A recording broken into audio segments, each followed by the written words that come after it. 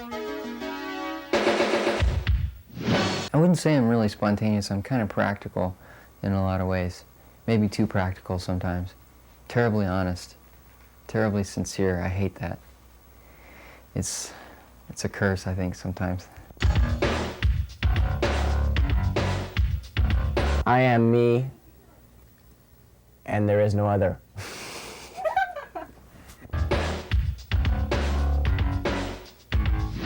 I'm sort of a strange person. I tend to start rapping spontaneously, and so they called me Ice-T because oftentimes they'll say something and I'll start rapping, doing the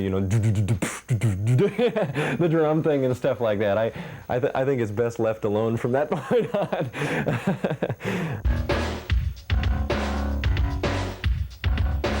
I am uninhibited. Is that good? I would describe myself as someone. No. Take. Take 5.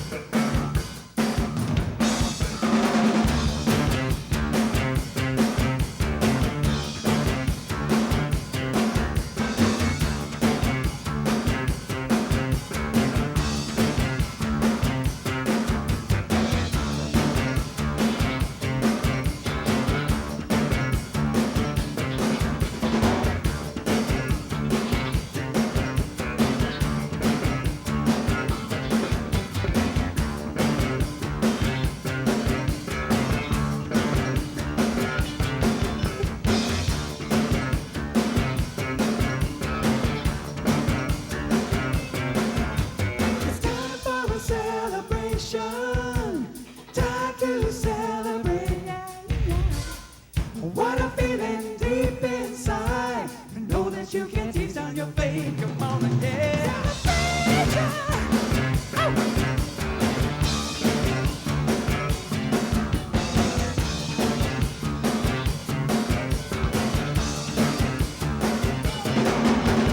Time for a celebration. Time to celebrate. Yeah. All that is inside you. Stand up and celebrate. Come on and celebrate.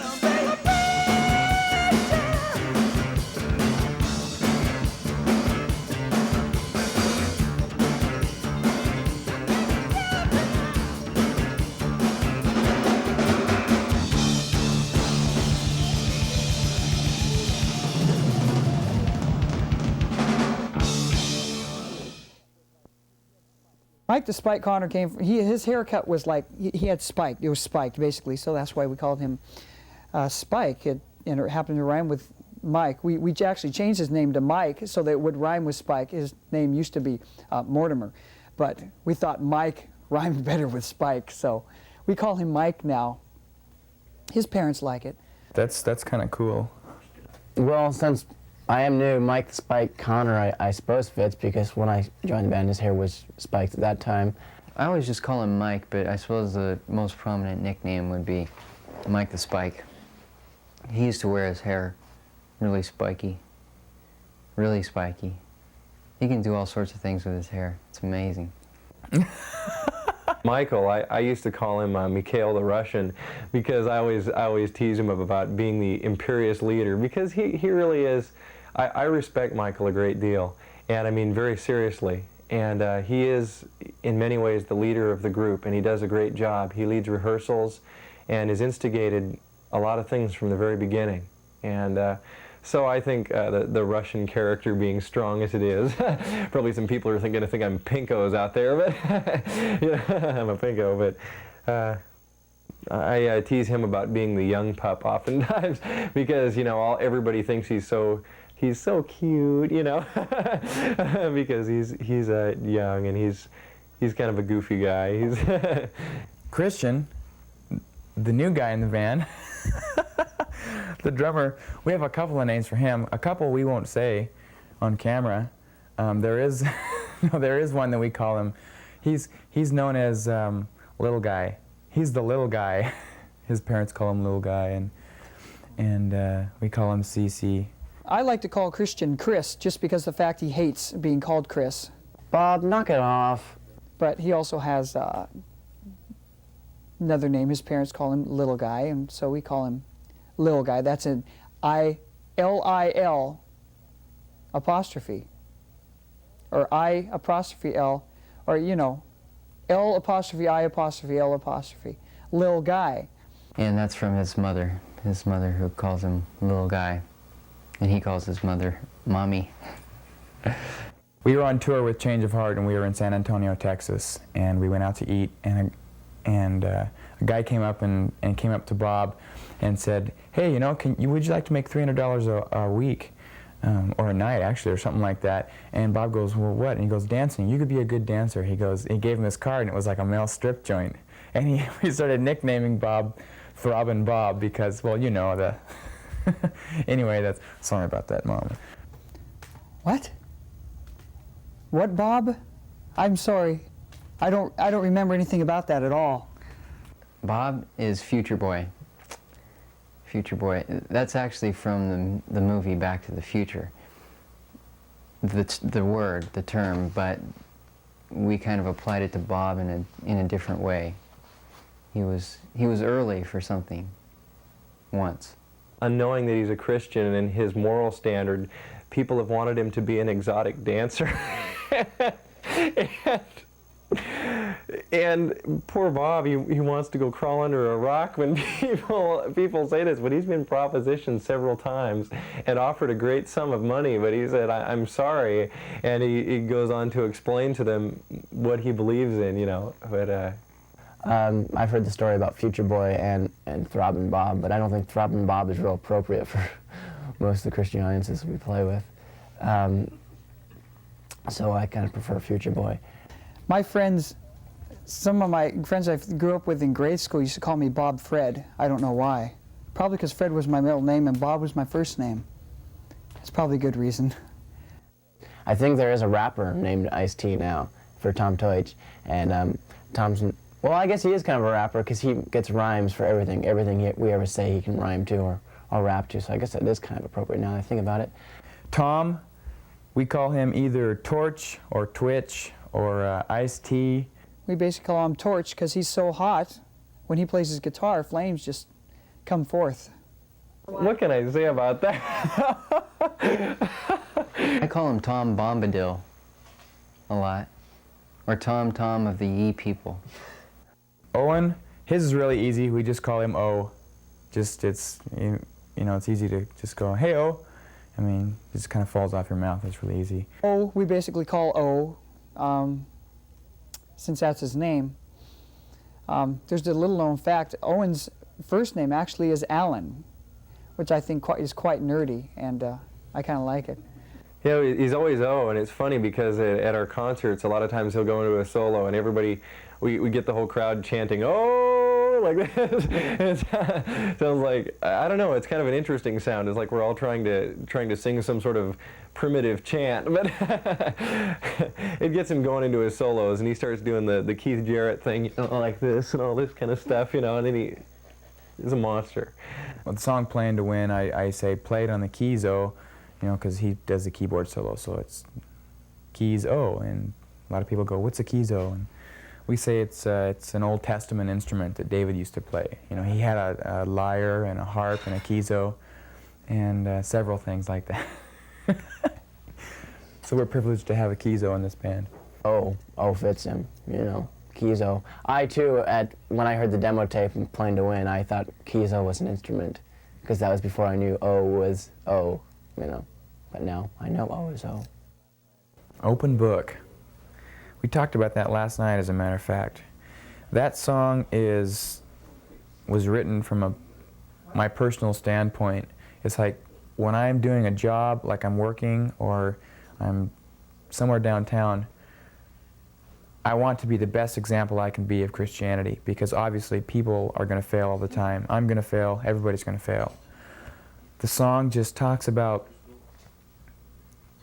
being a good example of what Christianity is. If people look at you, you don't have to say anything to them per se, just by watching your actions, how you respond to someone. If you're like yelling at someone for cutting in front of you in traffic, then that's a bad example.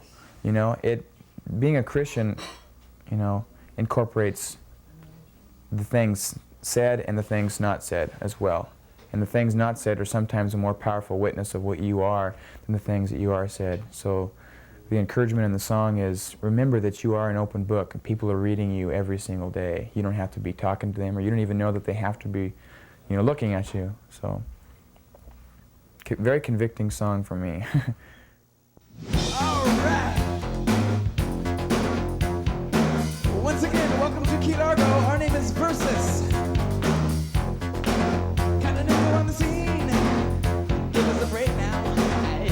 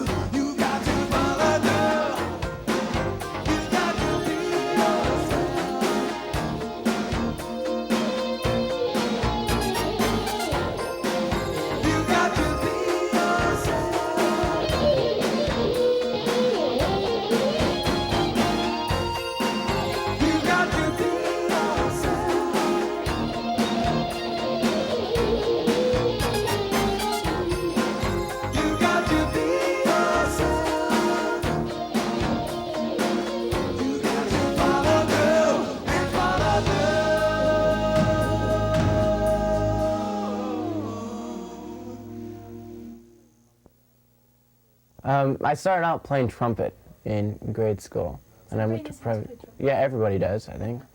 It's a great instrument. I still love the horn, and in 8th grade, I probably made the best decision of my life, and I sold my trumpet. At this time, I was already playing drums. I sold my trumpet, and I bought cymbals for my drum set, and from that point, I've had a lot more success with drums. My main inspiration to go to drums was my drum instructor at Multnomah Christian School in Eugene, and his name is Jim Rankin. He's a fantastic drummer, and in fact, he played with Change of Heart with Mike and Bob and Owen when they did a concert at the Holt Center in Eugene, and I was kind of weird. I helped him out. He used some of my cymbals at that time, and I kind of met the guys at that time too.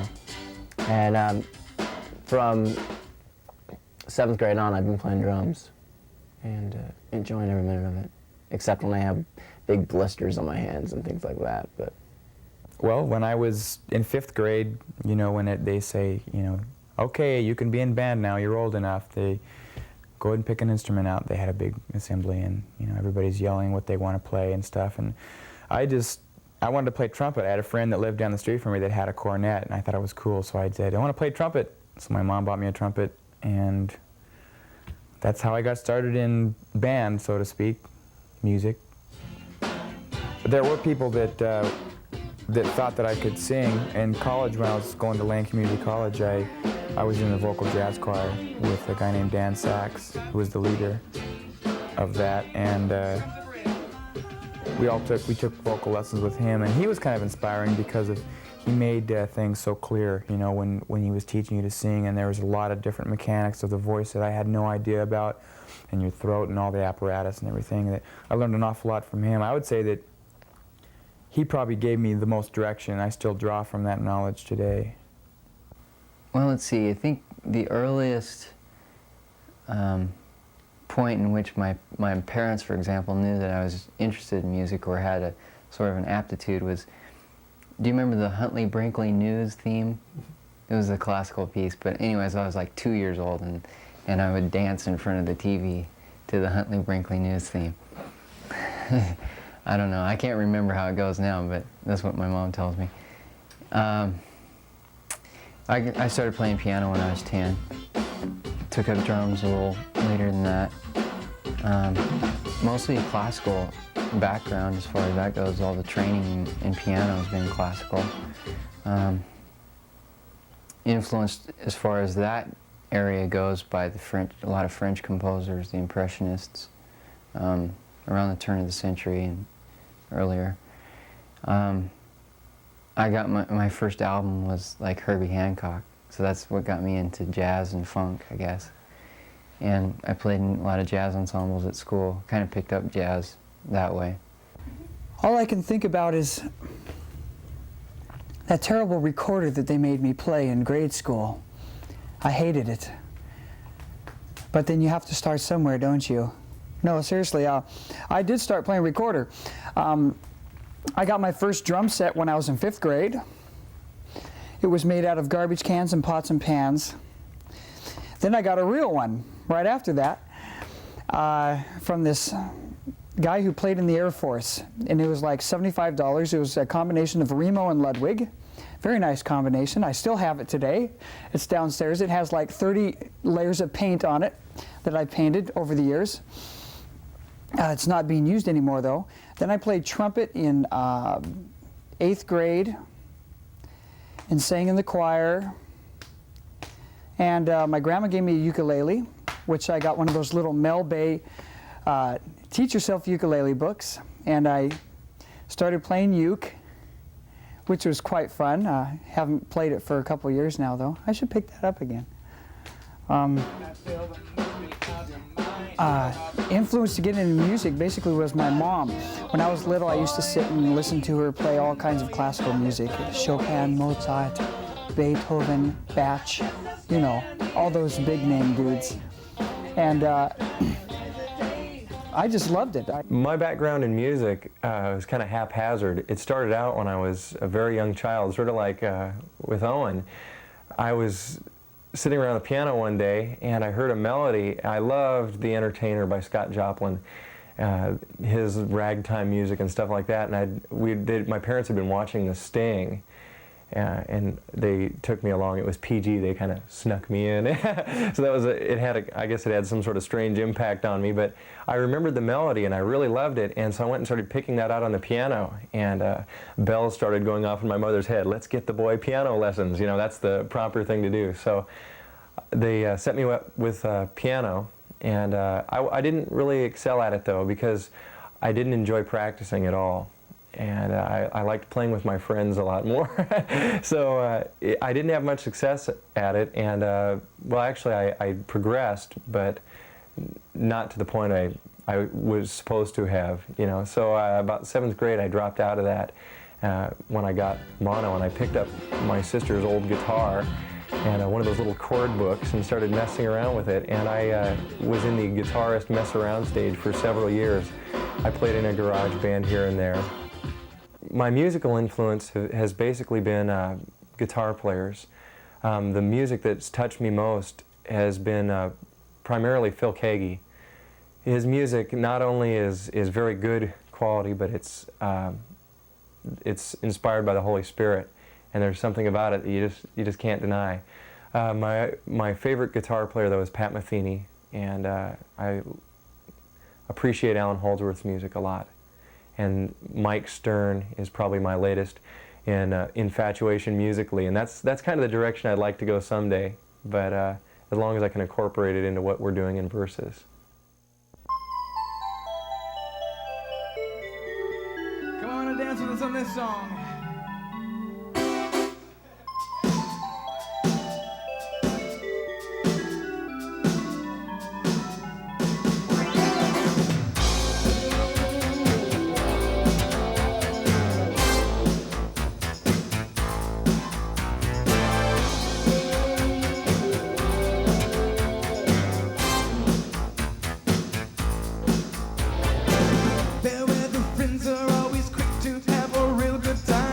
They say they're ready, but they never ever spend a dime.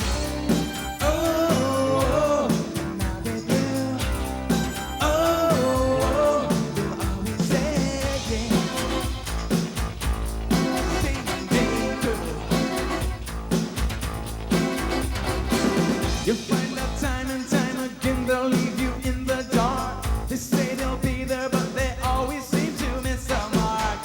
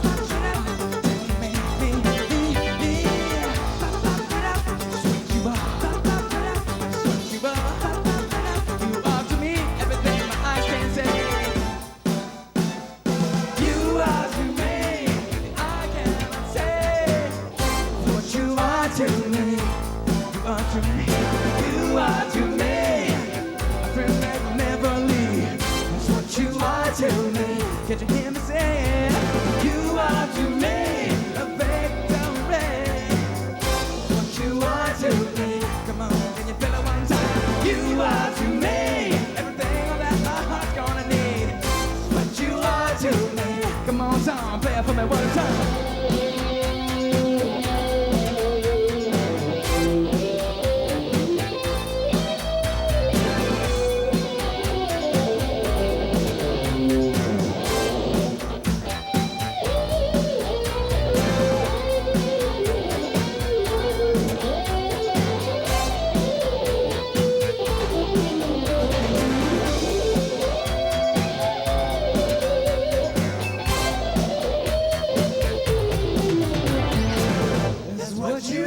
To me.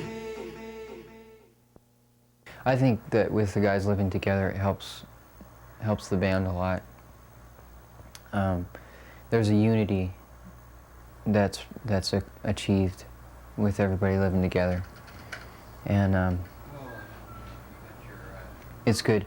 Sometimes I think there's a bit of friction because of it, you know, because everybody's human, and you get to see everybody's faults as well as their and weaknesses as well as their good things, good parts of their personality, you know.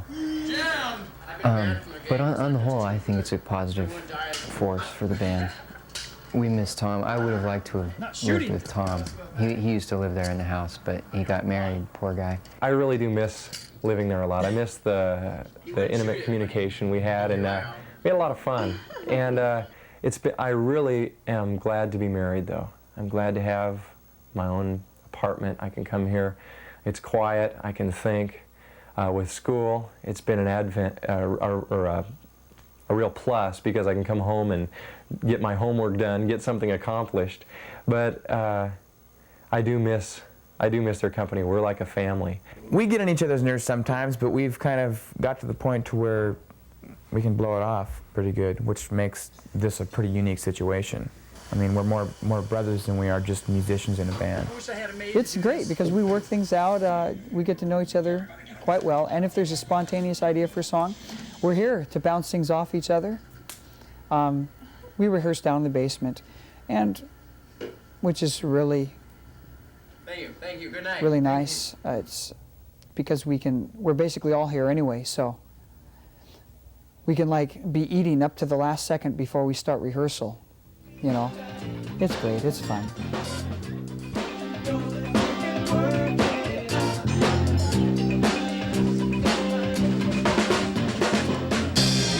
Let's try it from the last with no drum machines. I mean, just.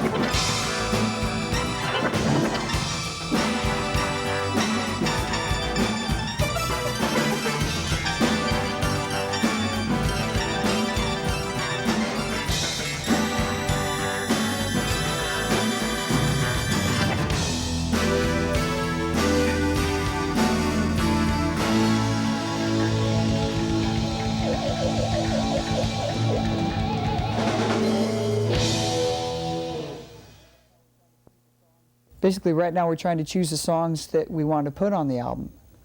And we just had a thrashing session last night, and it's hard because we have a lot of good songs, and it's hard to choose which ones to put on, but it's coming about. Choosing the songs was difficult. Say that right away. We actually kind of took a survey. It wasn't a real organized survey or anything like that, but we kind of asked a lot of people what they thought were their favorite songs, and we wrote them down, had a list and stuff like that. So we considered other people's opinion, you know, in our choosing of the songs, and we also chose on the basis of lyric content and, you know, the issues that are addressed in each song and things like that. I know that people out there need to hear about Jesus Christ. I believe the Bible is the inherent Word of God, meaning that it is inspired by God and it is infallible. It is it's the only perfect book you're going to find. I mean, not even Sidney Sheldon can write a book like this, you know what I mean? And it's stood the test of time, and it doesn't contradict itself. And God is just, ever since I've accepted Jesus, has been so real in my life that I believe everything that He says in there. Being a Christian, I've come to find out lately, a true Christian is someone who really lives it in their everyday life, and it's not someone who carries around a list of things saying, well, I didn't do this, I didn't do that, and I did that, so I'll get some points. It's, you know, bare facts, man. When the rubber meets the road, it's, you know, it's what's happening in your heart, you know, and if you don't have it clicking there, you know, then there's something wrong. I think being a Christian is the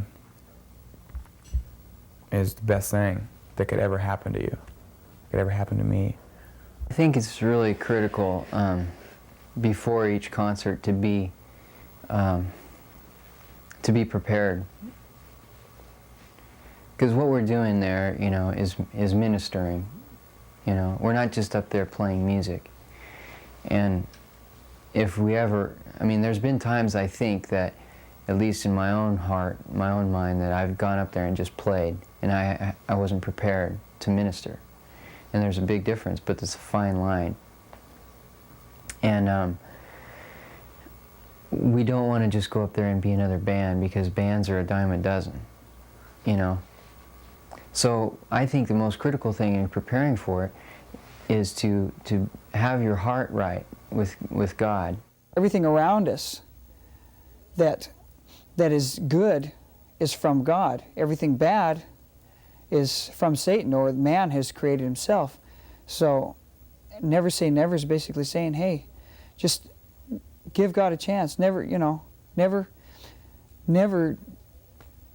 put an ultimate decision on the fact that you will never accept God into your life, because that is the worst thing you can do.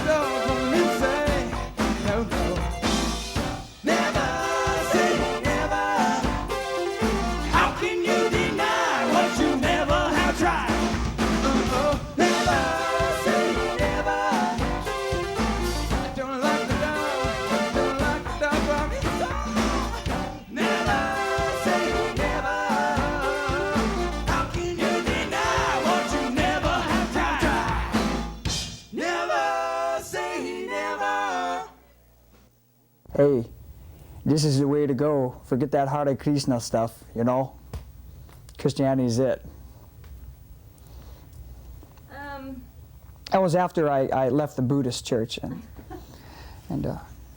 became a Muslim after that, before the Jehovah's Witness. Hope I'm not stepping on any people's toes. Am I supposed to look right at the camera? Or look at you? Okay. If my stomach growls, will that pick up on here? Hi, my name's Billy Big Bones Baxter. I play defensive end from Cottage Grove Tech. Hi, Mom. 1, 2, 3, 4, 5, 6, 7, 8, 9, 10. Such a good counter. I practice on Sesame Street. Jake, you're on camera. Look. Christian tries to speak. Take 2. You got an hour? Good morning, good morning. Put on pause the whole Good time. morning to you. Okay, next question. Like full gold from level part 2. Check out this stick. This one had a. Well, I was chewing on it one time. Oh, you want me to be? Okay, well. If that's your word, then say it. Okay. Do I say describe Just myself say as being spontaneous. spontaneous? Yeah, sit up. Okay. Well, after well, there's the phone. Cut.